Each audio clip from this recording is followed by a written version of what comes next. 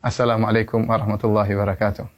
Al-Hasan bin Ali radhiyallahu ta'ala anhuma pernah berkata, "Allamani Nabi sallallahu alaihi wasallam kalimatin aquluhunna fi qunutil witr." Rasulullah sallallahu alaihi wasallam mengajarkan kepadaku doa-doa yang aku ucapkan tatkala kunut witir. Doa-doa tersebut, Allahumma hdini fi man hadait wa afini fi man afait, dan seterusnya. Ini menunjukkan di syariatnya kunut witir. Bahkan begitu pentingnya Nabi sallallahu alaihi wasallam mengajarkan kepada Al-Hasan, padahal waktu itu beliau masih kecil, mungkin 6 atau 7 tahun, tapi sudah diajarkan oleh Nabi sallallahu alaihi wasallam agar beliau perhatian terhadap doa ini. Nah, bagaimana cara kita kunut witir? Ya, para sahabat, Ubay bin Ka'ab radhiyallahu anhu ketika mengimami di zaman Umar bin Khattab salat tarawih, maka beliau begitu setelah lewat tengah Ramadan, beliau pun kunut witir. Adapun pelaksanaannya, sebagian ulama berpendapat sebelum ruku dan sebagian ulama mengatakan setelah ruku. Kita memilih pendapat setelah ruku.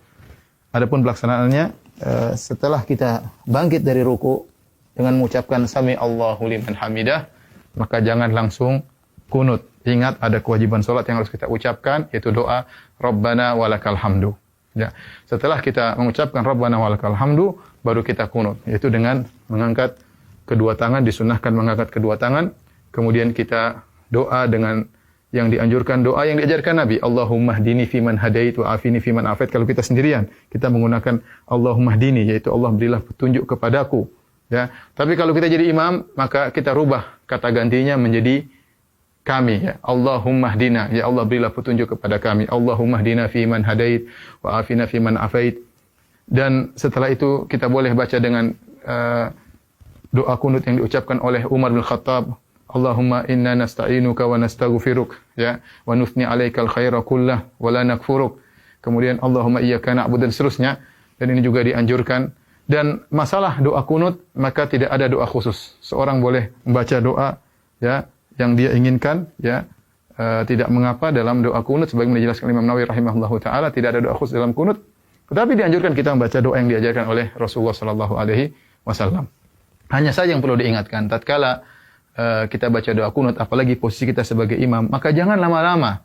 Yang sebagian imam, Masya Allah, baca doa kunut sampai 10 menit, sampai 20 menit. Kasihan jamaah, mereka capek, ya. Lihat sunnah yang diajarkan tidak begitu, cuma beberapa menit kemudian selesai. Doa yang diajarkan Nabi kepada Hasan juga tidak panjang, doa yang diucapkan oleh Umar juga tidak panjang, maka asalnya doa kunut tidak perlu panjang-panjang. Jangan sampai kita merepotkan makmum, apalagi baca sampai setengah jam. Adapun kalau kita sendiri, kita ingin baca lama-lama, terserah. Tapi kalau kita jadi imam, ingat kondisi makmum. Jadi bebas kita baca dengan doa-doa yang diajarkan oleh Nabi sallallahu alaihi wasallam, atau doa-doa yang dibacakan oleh para imam-imam yang indah-indah boleh kita baca dalam kunut. Kemudian jangan lupa di penghujung kunut kita mengucapkan Allahumma shalli ala Muhammad, atau kita bersalawat kepada Nabi sallallahu alaihi wasallam. Adapun makmum, ya, maka makmum mengaminkan. Kalau imam baca doa Allahumma hdina fiman hadait, maka mereka mengaminkan, ya.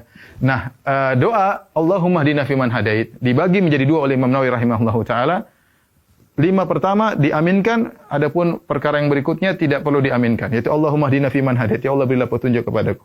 Wa afina fiman afait, wa tawallana fiman tawallait, wa barik lana fima a'tait, berilah keberkahan kepada kami, ya, dan seterusnya, wa qina syarra ma qadait, ya, dan jagalah kami dari keburukan.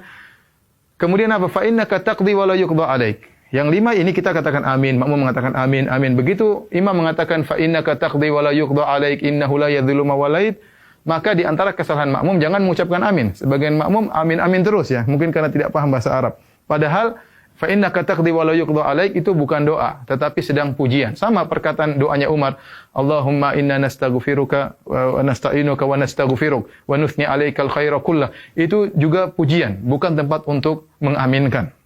Maka salah jika makmum terus mengaminkan. Ada saatnya kita mengucapkan amin tatkala imam berdoa, tatkala imam sedang memuji Allah Subhanahu wa taala, maka yang dilakukan oleh makmum bisa salah satu dari 3 perkara. Pertama, makmum diam, mendengarkan saja pujian, jangan mengaminkan. Yang kedua, makmum ikut mengucapkan, ya, apa yang diucapkan imam, ya. Fa innaka taqdi wa la yuqda 'alaik, dia ikut pelan-pelan, innaka taqdi wa la yuqda 'alaik.